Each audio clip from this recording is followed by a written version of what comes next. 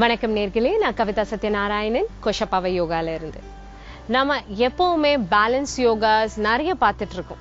ஏன் இந்த பேலன்ஸ் யோகாஸ் பார்க்குறோம், ஏன் இதெல்லாம் பண்றோம்? யோகா பண்ணும்போது உங்களோட மூச்சு மூக்கு வழியா உள்ள வெளியே நீட்டு இழுக்கிறீங்க, வாய் வழியா இல்ல. மூச்சு உள்ள வெளியே இந்த மூக்கு வழியா போறதுனால என்ன ஆகுதுன்னா, ஈச் அண்ட் எவ்ரி உறுப்புகள் உங்க பாடிக்கு அந்த பிளட் சர்க்குலேஷன், ஏர், ஆக்சிஜன் எல்லாமே சேருது. அந்த மாதிரி சேரும் போது அந்த உறுப்புகளுக்கு என்னென்ன தேவையோ இல்ல என்ன மசில் கிளிக் ஆகணுமோ அது கரெக்டா ஆகும். அந்த மாதிரி ஆகும்போது அவங்களோட ஆர்கன்ஸ் உறுப்பு கரெக்டா டைம்க்கு டைம் ஃபங்க்ஷன் ஆகும்.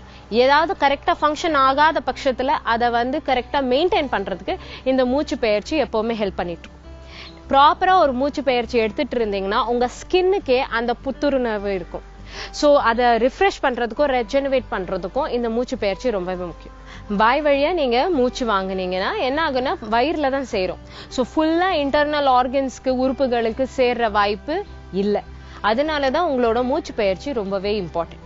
இன்னைக்கு நம்ம பார்க்க போறது உத்கட்டாசனா வேரியேஷன். நீங்க உத்கட்டாசனா பார்த்திருப்பீங்க.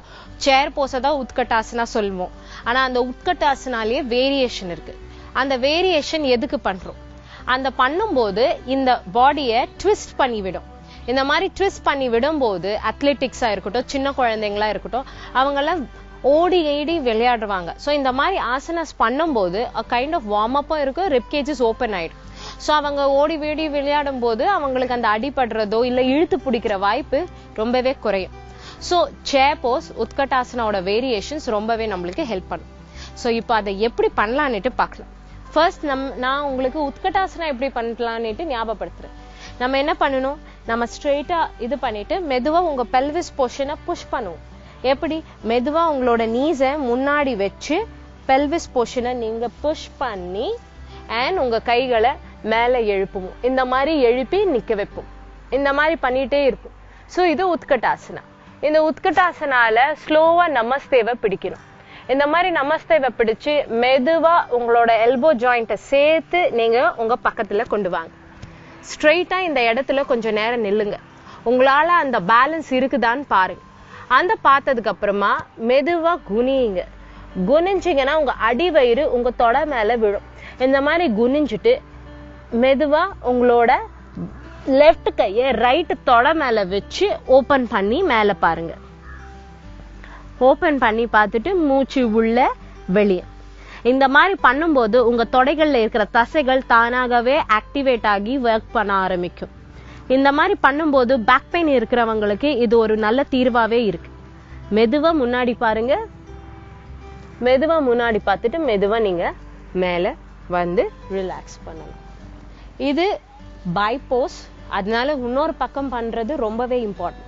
ஸோ அகெயின் உத்கட்டாசனா ஸ்டைல்ல போயிட்டு இன்னொரு சைட்ல நம்ம திரும்பணும். ஸோ இதை எப்படி பண்ணலான்னு பார்க்கலாம். ஃபர்ஸ்ட் உத்கட்டாசனா உங்களோட பெல்விஸ் போர்ஷனை புஷ் பண்ணி பின்னாடி இருக்கணும் எப்பவுமே. அப்பதான் ஸ்பைன் 60 டிகிரி ஆங்கிள் நிற்கும். 90 டிகிரி ஆங்கிள் உட்காரக்கூடாது. 60 டிகிரி ஆங்கிள் உங்க ஸ்பைன் இருக்கணும். ஸோ அதனால பெல்விஸை புஷ் பண்ணிட்டு உங்களோட முட்டியை முன்னாடி பெல்விஸ் புஷ் பண்ணி கை மேல இந்த மாதிரி இருக்கும்போது நமஸ்தேவை பிடிச்சு எல்போவை ஷார்ட் பண்ணி எடுத்து வந்துட்டு நீங்க இன்னொரு பக்கம் வைக்கலாம். முட்டி வைக்க கூடாது. பைசெப், அதாவது இந்த கை இல்லைன்னா உங்களோட ஆம்பிட் அக்குள் இருக்கு இல்லையா, அந்த இடம் உங்களோட தொடை மேல பகுந்து இப்படி இருக்கணும்.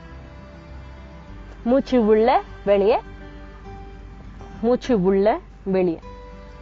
அண்ட் மெதுவா நீங்க மேல வந்துடலாம். நீங்க இப்போ அதோட வேரியேஷனை பார்த்தீங்க. இதே உத்கட்டாசனில் நீங்க இந்த கையில இன்னொரு வேரியேஷனும் இருக்கு. அதை சேர்ந்து பண்ணும்போதுதான் அதோட பாடியில இருக்கிற எனர்ஜி உங்களுக்கு தெரிய ஆரம்பிக்கும். ஃபர்ஸ்ட் டைம் பண்ணும்போது ரொம்ப மூச்சு வாங்கும், உங்களுக்கு ரொம்ப டயர்டா ஃபீல் பண்ணும். ஆனா அதை 3 days 4 days ப்ராக்டிஸ் பண்ணீங்கன்னா உங்களுக்கு அதை சரியா இருக்கும். ஸோ மறுபடியும் தேர்ட் வேரியேஷன் உத்கட்டால பார்க்கலாம். மெதுவா நீங்க மேல போயிட்டு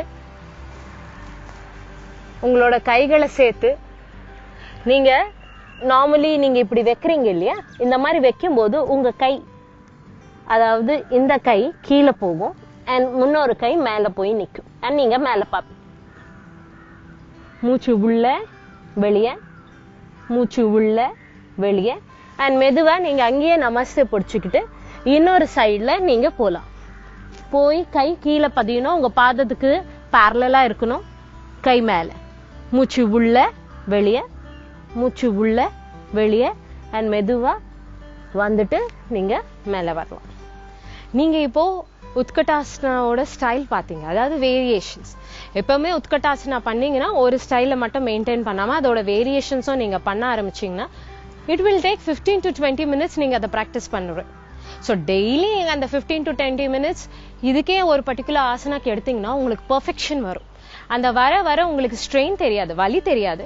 ஆனா அந்த ஸ்ட்ரெச் ஆகும்போது உங்க பாடியில என்ன எனர்ஜி, எந்த லெவலுக்கு அந்த நீங்க அந்த ட்விஸ்ட் பண்றீங்களோ அவ்வளவு உங்க இன்டர்னல் ஆர்கன்ஸ்க்கு எனர்ஜி கிடைக்கும். இன்னைக்கு நீங்க உத்கட்டாசனா அண்ட் உத்கட்டாசனாவோட வேரியேஷன்ஸ் பாத்தீங்க. நாளைக்கு இன்னொரு ஆசனாவோட நான் உங்களை சந்திக்கிறேன்.